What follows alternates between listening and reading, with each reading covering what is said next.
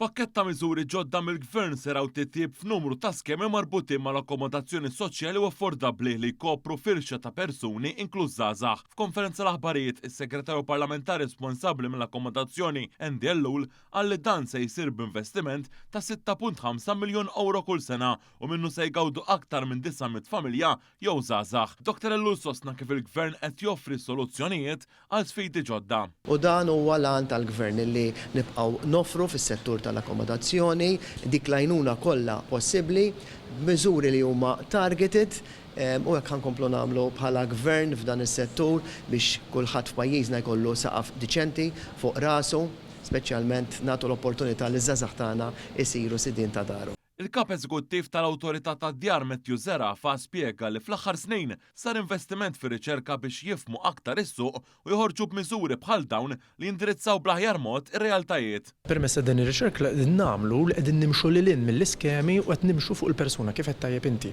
u l-familji u dawn kif qed jinbidlu. Fimna li għandek realtajiet fis-soċjetà li qegħdin jinbidlu b'mod maġġel u b'mod rapidu ħafna. Waħda minnhom hija separazzjonijiet ta' familji fetajiet ikbar fl-età. Fost oħrajn tħabbar kif l-iskema nikru biex nassistu se tiġi riveduta biex tirrifletti aħjar is-sitwazzjoni tal-kirjiet fis-suq birat il-ġodda ilaħqu għal ftit inqas mill-prezz tal-kirja medja f'pajjiżna.